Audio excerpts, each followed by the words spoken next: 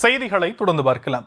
ராணிப்பேட்டை மாவட்டம் ரத்னகிரி பாலமுருகன் கோவிலில் வைகாசி விசாக பிரம்மோற்சவத்தை முன்னிட்டு நடைபெற்ற தேரோட்டத்தில் திரளான பக்தர்கள் கலந்து கொண்டு அரோகரா முழக்கத்துடன் வடம் பிடித்து இழுத்து வருகின்றனர்.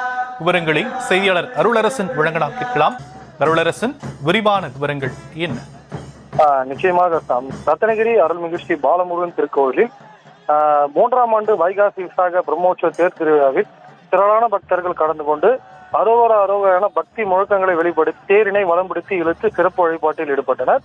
தமிழ் கடவுளான முருகன் அவதரித்த நாளாக வைகாசி விசாகம் என்று சொல்லக்கூடிய பிரம்மோற்சவத்தை முன்னிட்டு தமிழகம் முழுவதும் உள்ள அனைத்து முருகன் கோவில்களில் திருவிழாக்கள் மற்றும் தேர் பவனி நிகழ்வுகள் நடைபெற்று வருகிறது.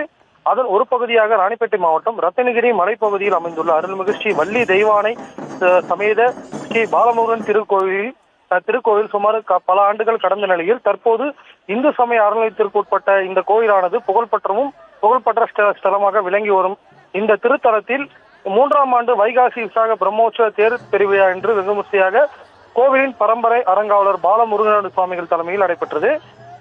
மேலும் கோவிலில் தற்போது 3ஆம் ஆண்டு நடைபெறும் வைகாசி விசாக பிரம்மோற்சவ தேர் திருவிழா நடப்பதால் கோவில் நிர்வாகத்தின் சார்பில் சுமார் 2 கோடி மதிப்பீட்டில் முருகப்பெருமானுக்கு பல்வேறு வகையான புதிய வாகனங்கள் செய்யப்பட்டு அதில் முருகப்பெருமானை 50 அடி உயரம் உள்ள ரத தேரில் வள்ளி தெய்வானை சமேத பாலமுருகன் சுவாமிகளுக்கு பல்வேறு வகையான பூ மாலைகள் மற்றும் மலர்கள் அலங்கரிக்கப்பட்டு சிறப்பு பூஜைகள் செய்து தங்க ஆபரணங்களை அணிவித்து தேர் ரதத்தில் அமர்ந்தபடி தேரினை கோவில் பரம்பரை அறங்காவலர் பாலமுருகன் சுவாமிகள் தேரினை வடம் பிடித்து தூக்கி வைக்கப்பட்ட பின்னர் கூடியிருந்த ஏராளமான பக்தர்கள் முருகனை மனதில் நினைத்தவாறு அரோகர விண்ணை அதிரும்படி மேலந்தாளங்கள் முக தேரை கோவில் முழுவதும் பக்தி பரவசோடு வடம் பிடித்து இழுத்து சென்று வணங்கினர்.